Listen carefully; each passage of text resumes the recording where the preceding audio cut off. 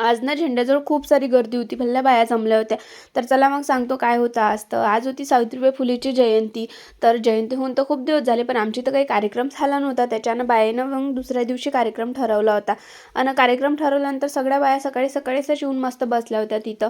मग मी खाली गेली तर आमच्या ह्या 2 चिमुकल्या सावित्रीबाई बसल्या होत्या तिथं. यायले पाहून मला मोठी लाज येऊन गेली. म्हटलं एवढी मोठी झाली तरी कार्यक्रमात बसत नाही. ह्या पाय दोघीजणी पोरी.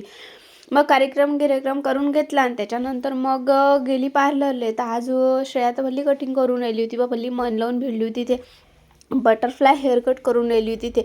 मग थोड्या वेळपर्यंत तिच्याजवळही थांबून घेतली, कारण तिला थोडासा प्रॉब्लेम जात होता. पण मस्त हेअरकट केली होती तिनं, एकच नंबर झाली ती. फर्स्ट टाईम केली पण मस्त झाली होती हेअरकट.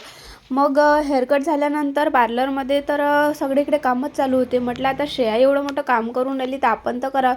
मग एक क्लायंट आलं होतं तर मग मी तिथं स्ट्रेटनिंग करायला लागून गेली. त्याच्यानंतर मग पार्लरचा सगळा टाईम गेला दिवसभराचा. मग आली घरी.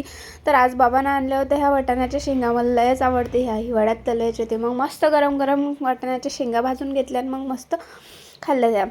त्याच्यानंतर मग काय, आज ऑर्डरही होता दुसऱ्या दिवशी. तर मग तयारी केली आणि त्याच्यानंतर तनून मी गेली ऑर्डरले. तर असा गेला मग आजचा मिनी ब्लॉग. चला मग भेटू नेक्स्ट ब्लॉगमध्ये.